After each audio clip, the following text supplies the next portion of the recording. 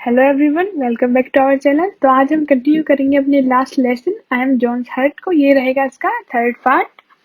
तो देखते हैं इस पैराग्राफ से। Smoking is another thing. तो यहाँ पर स्टोरी क्या चल रही थी, जो हृदय है वो बताता है कि जॉन अपनी कौन कौन सी आदतों को सुधार सकता है जिससे उसके हर्ट को थोड़ा बेटर फील हो, उसका ब्लड प्रेशर डाउन आ जाए। तो नेक्स्ट चीज क्या है, एक तो बताया इसने एक्सेस वेट को लूज करना, कि ज्यादा जो वजन है उसको थोड़ा कम करेगा तो उसको फायदा पहुंचेगा। सेकंड क्या है, स्मोकिंग इज अनदर थिंग, और धूम्रपान भी एक अन्य चीज है या दूसरा काम है। John smokes 40 cigarettes a day. John पीता है 40 सिगरेट, 40 सिगरेट्स अ डे, एक दिन में, यानी एक दिन में जॉन 40 सिगरेट पीता है। which means जिसका मतलब हुआ he may be observing quite an amount of nicotine every 24 hours। इसका मतलब क्या हुआ, he may observing मतलब होता है ग्रहण करना, कि वो ग्रहण कर रहा है, अपने अंदर ले रहा है क्वाइट यानी पर्याप्त या काफी, एन अमाउंट ऑफ निकोटीन की मात्रा। निकोटीन होते हैं नशीले पदार्थों में पाए जाने वाला एक पदार्थ, कि एवरी 24 आवर्स की प्रत्येक 24 घंटों में जो जॉन है वो पर्याप्त या काफी मात्रा में निकोटीन की मात्रा को ग्रहण कर रहा है या अपने अंदर ले रहा है, क्योंकि सिगरेट्स में निकोटीन पाया जाता है। This is a pretty violent stuff.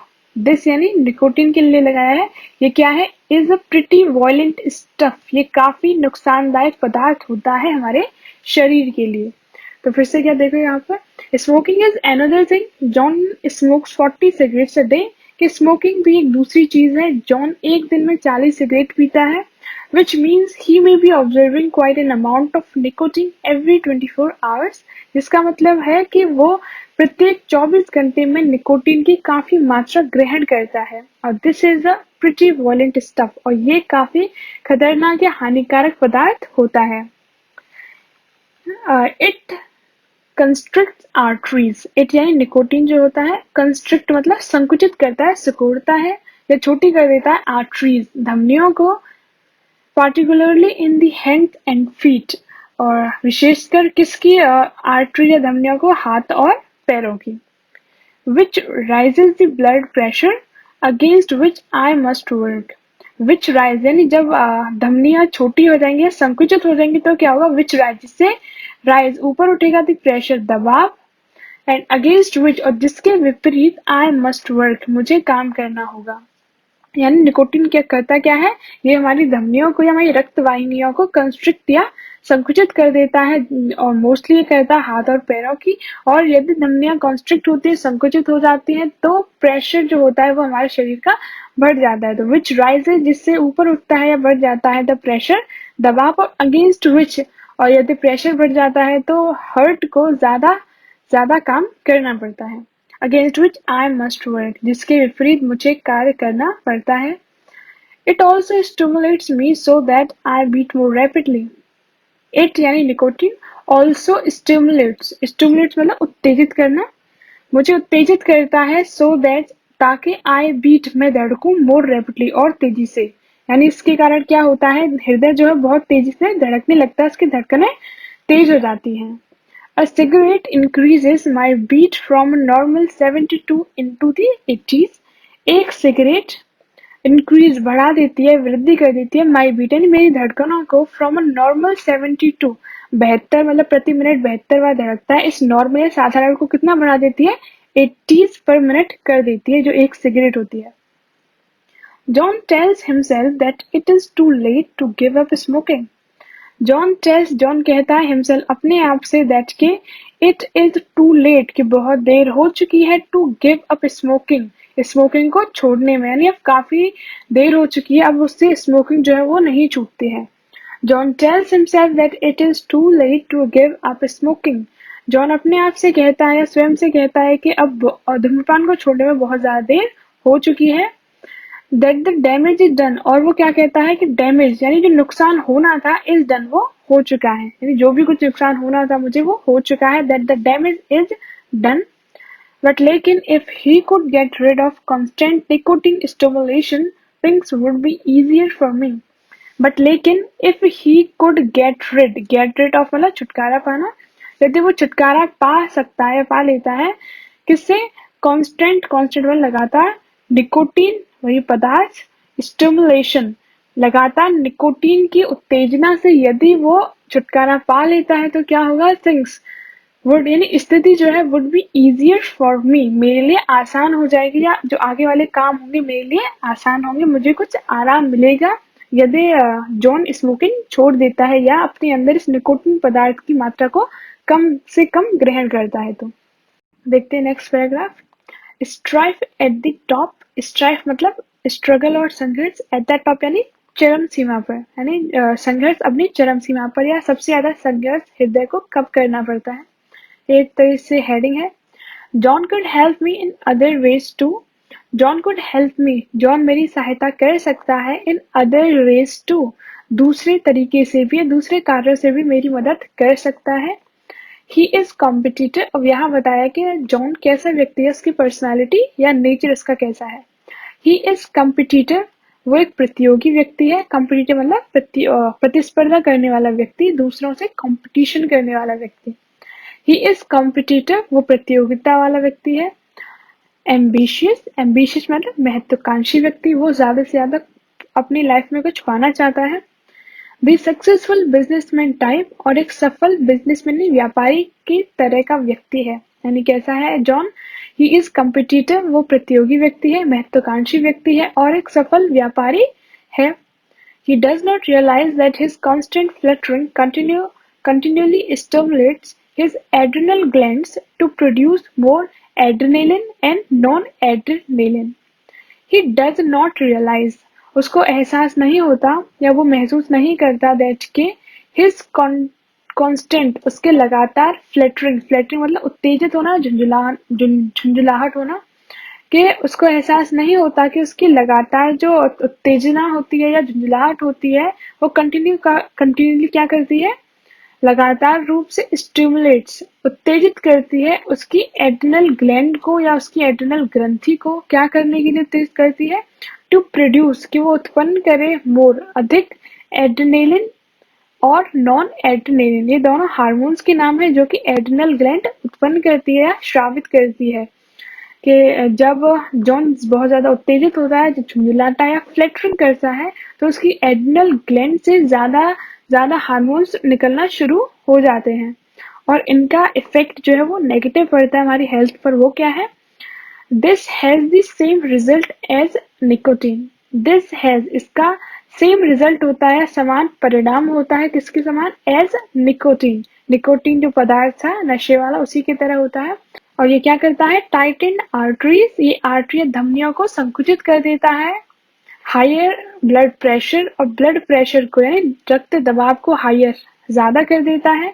A faster pace for me, और मेरी गति को भी फास्ट या तेज कर देता है।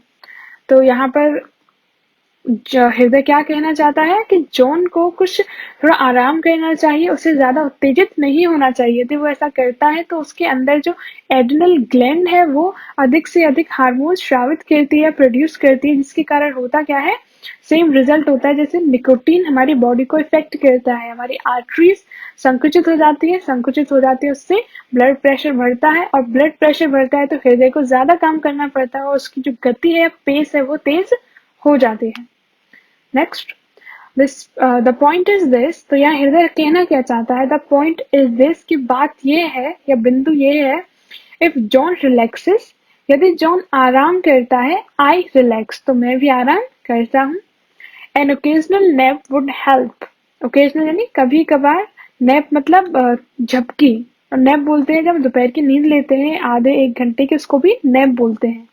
एन ओकेजनल नैप, कि कभी कभार झपकी, वुड हेल्प, ये थोड़े सहायता पहुंचाएगी हृदय को, क्योंकि जॉन हमेशा कार्य करता रहता है, हमेशा तनाव लेता रहता है। यदि वो थोड़ी देर के लिए नैप लेगा या थोड़ी देर के लिए झपकी लेगा तो उसके हेल्थ पर थोड़ा अच्छा इफेक्ट पड़ेगा।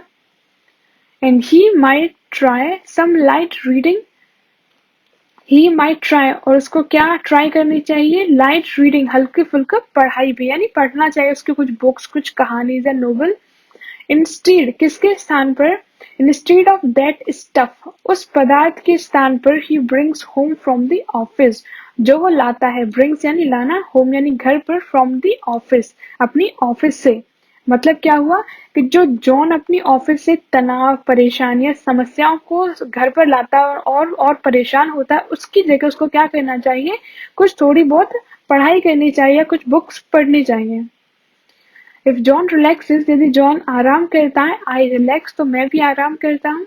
N occasional nap would help, और कभी कभार ली जाने वाली झपकी भी थोड़ा सहायता पहुंचाएगी। And he might try some reading, light reading, instead of that stuff he brings home from the office. और ऑफिस से लाए जाने वाले पदार्थ या तनाव के स्थान पर उसको थोड़ी बहुत पढ़ाई करनी चाहिए।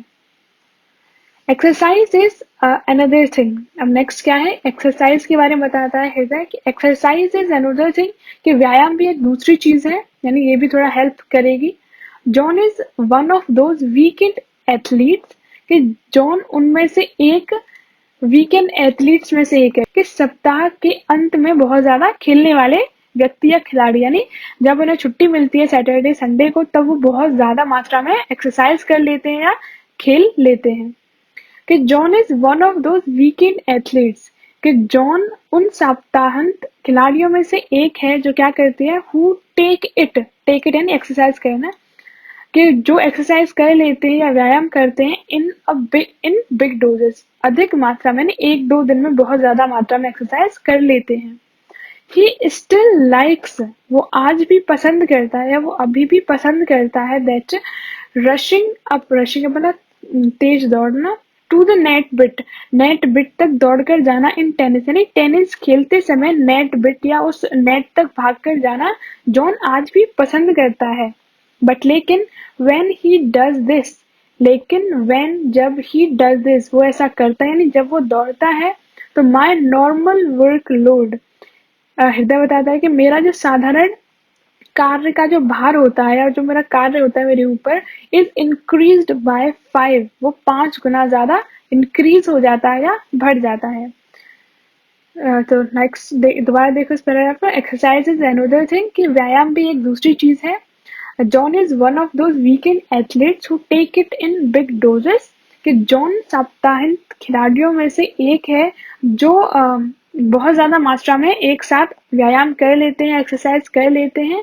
ही still likes that rushing up to the net bit in tennis, वो आज भी टेनिस में नेट बिट तक भागना आज भी पसंद करता है। But when he does this, लेकिन आज जब भी वो ऐसा करता है, my normal workload is increased by 5, जो मेरा कार्य भार होता है या काम का जो भार होता है वो 5 गुना ज्यादा बढ़ जाता है। तो देखते हैं next paragraph, what John should be doing is taking regular and mild exercise. What John should be doing, जो जॉन को करना चाहिए, इज वो है टेकिंग रेगुलर, कि वो करे क्या, रेगुलर नियमित, माइल्ड मतलब हल्की फुल्की, एक्सरसाइज मतलब व्यायाम, कि जो जॉन को करना चाहिए वो है नियमित और हल्का फुल्का व्यायाम। A walk of a kilometre और 2 अ डे, कि एक दिन में 1 किलोमीटर या 2 किलोमीटर का टहलना या वॉक क्या करेगी, वुड हेल्प, उसके स्वास्थ्य में मदद करेगी या उसके स्वास्थ्य को लाभ पहुंचाएगी। A walk of a kilometre और 2 अ डे वुड हेल्प, कि 1 किलोमीटर और 2 किलोमीटर एक दिन में टहलना उसको सहायता पहुंचाएगा। Climbing a couple of flights of stairs to his office would not hurt either. Climbing यानी चढ़ाई करना है, चढ़ना। अ कपल लगाते हैं किसी जोड़ी के लिए, यानी दो, ऑफ फ्लाइट्स यानी मंजिल, ऑफ स्टेयर यानी दो मंजिल की स्टेयर्स यानी सीढ़ियों को, टू हिज ऑफिस, उसकी ऑफिस के से क्या करना चाहिए, climbing. Climbing a couple of flights of stairs to his office would not hurt either, कि उसके ऑफिस की 2 मंजिल की सीढ़ियों की चढ़ाई वुड नॉट हर्ट, उसको नुकसान नहीं पहुंचाएगी, यानी उसे अपने ऑफिस तक जाने के लिए सीढ़ियों का इस्तेमाल करना चाहिए, जिससे उसकी थोड़ी बहुत एक्सरसाइज अपने आप हो जाए। Climbing a couple of flights of stairs to his office would not hurt either, कि अपने ऑफिस तक जाने के लिए 2 मंजिल की सीढ़ियों की चढ़ाई उसको नुकसान नहीं पहुंचाएगी। His office is on the 10th floor, but he could walk up the first 2 flights and then take the lift. His office, जो ऑफिस का जो दफ्तर है, is on the 10th floor, वो 10वीं मंजिल पर है, बट लेकिन ही कुड वॉक अप मैंने चल के ऊपर जाना, कि वो चलकर जा सकता है फर्स्ट 2 फ्लाइट्स, पहले की 2 मंजिल तक, एंड देन यानी सीढ़ियों से पहले की 2 मंजिल तक जा सकता है, and then take the lift, और बाद में वो लिफ्ट का यूज कर सकता है। लिटिल थिंग्स की छोटी छोटी चीजें लाइक दैट, इस तरह की छोटी छोटी चीजें ही वो डू अ लॉट, बहुत बहुत कुछ करती हैं। यानी वो एक मंजिल या 2 मंजिल चढ़कर जाएगा तो उसकी थोड़ी एक्सरसाइज होगी, तो ये छोटी छोटी चीजें उसको काफी ज्यादा फायदा पहुंचाएंगी। एज आई सेड, या आई लगाया हृदय ने खुद के लिए, एज आई सेड जैसा कि मैंने कहा था, यानी पहले उसने कहा था, फैटी डिपॉजिट्स की वसा का जमाव are already beginning to block some of my arteries, के वसा के जमाव ने क्या कर लिया है, आर ऑलरेडी पहले से ही, beginning to block some of my arteries, मेरी कुछ धमनियों को ब्लॉक करना शुरू कर दिया है। ब्लॉक यानी अवरुद्ध करना शुरू कर दिया है, एंड मतलब क्या है कि जो उसकी रक्त वाहिनियां हैं या रक्त की धमनियां हैं, उनमें वसा का जमाव धीरे धीरे होने लग रहा है। As I said, fatty deposits are already beginning to block some of my arteries. कि जैसा मैंने पहले बताया कि वसा का जमाव पहले से ही मेरी आर्टरी या धमनियों को ब्लॉक करना शुरू कर चुका है, बट लेकिन नियमित व्यायाम would cause new blood pathways to develop। लेकिन रेगुलर एक्सरसाइज से क्या होगा, नियमित व्यायाम से क्या होगा, डेवलप होंगे, उत्पन्न होंगे, विकसित होंगे न्यू ब्लड पाथवेज, नए रक्त के पाथवेज यानी रास्ते, या धमनियां बोल सकते हो, आर्टरीज की नई और फ्रेश आर्टरीज डेवलप होंगी बॉडी में, अगर हम रेगुलर एक्सरसाइज करते हैं तो। और फिर होगा क्या, देन, और तब या फिर, if one artery closes down, और तब यदि कोई एक आर्टरी क्लोजेस डाउन, बंद हो जाती है, अवरुद्ध हो भी जाती है, तो there are others to nourish me, तो दूसरी आर्टरी या दूसरी नई और फ्रेश आर्टरीज होंगी किसके लिए, टू नरिश मी, मुझे पोषण पहुंचाने के लिए, क्योंकि जो हार्ट है वो इन आर्टरीज के थ्रू ही नरिशमेंट लेता है, या अपना जो फूडिंग करता है, कुछ भी जो खाता पीता है। अगर एक आर्टरी ब्लॉक हो भी जाती है पुरानी, जिसमें वसा का जमाव हो गया है, तो दूसरी या नई आर्टरीज होंगी उसको नरिश करने के लिए या ब्लड सप्लाई करने के लिए। And finally there is diet, और अंत में क्या आता है, देयर इज डाइट, उसका खाना पीना आता है या उसकी खुराक आती है जब वो लेता है। I am not asking John to become a diet fanatic, कि मैं नहीं कह रहा जॉन से टू बिकम, कि वो बन जाए अ डाइट फेनेटिक। डाइट फेनेटिक बोलते हैं ऐसे व्यक्ति को जो बहुत ज्यादा ध्यान देते हैं अपनी डाइट को लेकर या बहुत ज्यादा शेड्यूल्ड रहते हैं, कि मैं नहीं कह रहा जॉन से कि वो एक डाइट फेनेटिक बन जाए। ऑल द सेम, पर फिर भी fats seem to play some role in building up those blockades forming in my arteries। कि फिर भी जो वसा होती है, जो फैट होता है, वो एक प्ले सम रोल, कुछ भूमिका निभाता है, इन बिल्डिंग अप, निर्माण में, ऑफ दोज ब्लॉकेज, उन अवरुद्धों के, जो आर्टरीज में होते हैं अवरुद्ध, उन अवरोधों के निर्माण में ये जो वसा होती है वो कुछ ना कुछ रोल प्ले करती है। ऑल द सेम, पर फिर भी, fat seems to play some role in building up those blockage forming in my arteries, कि फिर भी जो वसा है मेरे धमनियों में बनने वाले उन ब्लॉकेज के निर्माण में कुछ ना कुछ भूमिका अदा करता है। John gets 45% of his calories from fats, कि जॉन प्राप्त करता है 45% ऑफ हिज कैलोरीज, उसकी कैलोरीज का 45%, 45% फ्रॉम फैट, वो वसा से केवल प्राप्त करता है। एंड यानी और चीजें ज्यादा नहीं करता, वो मोस्टली ज्यादा फैटी चीजें खाता है। And like others in industrialized countries who eat similar foods has a 50-50 chance of dying from closed arteries। और like others in industrialized countries, औद्योगिक देशों में, यानी जो ज्यादा डेवलप कंट्रीज हैं, उनमें जैसे लोग होते हैं वो भी ऐसा ही भोजन करते हैं, ज्यादा फैट उनके भोजन में इंक्लूड होता है। हु ईट सिमिलर फूड, जो कि ऐसा ही समान भोजन करते हैं, उनकी कैलोरीज में सबसे ज्यादा फैट कंट्रीब्यूट होता है। हैज अ 50-50 चांस, उनको 50% चांस होता है of dying from closed arteries, अवरुद्ध धमनियों से मरने का।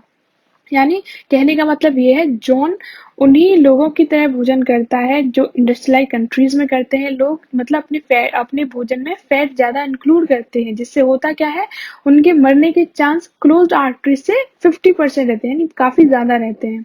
तो यहाँ हृदय जॉन के लिए भी कहता है कि जॉन ऐसा भोजन करता है जिससे उसके मरने के चांस यानी क्लोज्ड आर्टरी से मरने के चांस ज्यादा रहते हैं। फिर से देखो, फाइनली देयर इज डाइट, और अंततः उसका डाइट आती है, उसका खाना आता है। I am not asking John to become a diet fanatic, मैं नहीं कह रहा जॉन से कि वो एक डाइट फेनेटिक या बहुत ज्यादा ध्यान भोजन पर बहुत ज्यादा ध्यान देने वाला बन जाए। ऑल द सेम फिर भी fats seems to play some role in building up those blockages from forming in my arteries, लेकिन फिर भी जो वसा होती है मेरे धमनियों में बनने वाले उन ब्लॉकेज के निर्माण में कुछ न कुछ भूमिका जरूर निभाती है। John gets 45% of his calories from fats, John fat से या वसा से अपनी कैलोरीज का 45% प्राप्त करता है, यानी अपने भोजन में फैट को ज्यादा इंक्लूड करता है। like others in industrialized countries who eat similar foods, और औद्योगिक देशों में रहने वालों के समान ही जो ऐसा भोजन करते हैं, जॉन को क्या होता है has a 50-50 chance to dying from close arteries, ये 50% चांस होते हैं क्लोज आर्टरी या अवरुद्ध धमनियों से मरने के। Next and last paragraph, I am not demanding type. अब हृदय लास्ट में कहता है I am not demanding type, demand मतलब कुछ मांगना या कामना करना, कि मैं कामना करने वाला नहीं हूँ, मैं ज्यादा मांगने वाला नहीं हूँ। I will do the best, मैं बेस्ट दूंगा यानी बेहतर दूंगा। आई कैन, जितना मैं कर सकता हूँ या जितना मैं कर सकता हूँ मैं उतना दूंगा अपना, यानी उतना काम करूंगा। फॉर जॉन, जॉन के लिए, अंडर एनी सर्कमस्टांसेस, किसी भी परिस्थिति में, यानी कोई भी परिस्थिति हो मैं अपना बेस्ट या 100% दूंगा जॉन के लिए। Just the same I wish he would give me, and इसके साथ ही आई विश, मैं चाहता हूँ, he would give me a few breaks, कि वो क्या करे, ही वुड गिव मी, वो मुझे दे फ्यू ब्रेक्स, कुछ आराम दे मुझे, यानी अपने काम से थोड़ा आराम ले तो हृदय को भी थोड़ा आराम मिले। स्लिम डाउन अ बिट, थोड़ा सा अ बिट यानी थोड़ा सा, स्लिम डाउन थोड़ा पतला हो जाए, यानी अपने वेट को थोड़ा लूज कर ले। टेक रेगुलर एक्सरसाइज, और थोड़ी नियमित एक्सरसाइज भी करे या व्यायाम भी करे। रिलैक्स अ लिटिल मोर, और थोड़ा अधिक रिलैक्स करे, यानी जो अब करता है इस सिचुएशन में उससे थोड़ा और ज्यादा रिलैक्स करे, आराम करे। Cut down on fats and smoking, cut down यानी कम कर दे या बंद कर दे फैट्स एंड स्मोकिंग, धूम्रपान को और वसा के सेवन को, यानी कम से कम वसा ग्रहण करे और स्मोकिंग को भी कट डाउन कर दे, यानी बिल्कुल स्टॉप कर दे। If he would only do these thing, यदि ही वुड ओनली डू, केवल इन्हीं चीजों को कर लेता है, यदि वो केवल इन्हीं चीजों को कर ले तो क्या होगा, I could keep on working, keep on लगाते हैं जारी रखने के लिए, किसी काम को कंटिन्यू रखने के लिए। I could keep on working, कि मैं अपना काम करता रहूंगा। फॉर जॉन, जॉन के लिए, फॉर अ लॉन्ग टाइम, लंबे समय तक, यानी इन चीजों को कर लेता है जॉन तो उसका हृदय जो है वो अच्छा हो जाएगा और उसके लंबे समय तक उसके लिए काम करता रहेगा। तो ये जो स्टोरी है वो केवल और केवल जॉन के लिए नहीं है, वो सभी ह्यूमन बींग्स के लिए है जो इस सिचुएशन से सफर करते हैं, यानी हर डिसीज होती है जिनको, तो उन्हें ये सब चीजें करनी चाहिए जिससे कि उनका जो हृदय है वो उनके साथ लंबे समय तक काम करता रहे। सो ये हो गया आपका पूरा लेसन का Hindi explanation. Thanks for watching the video and do not forget to subscribe and hit the bell icon.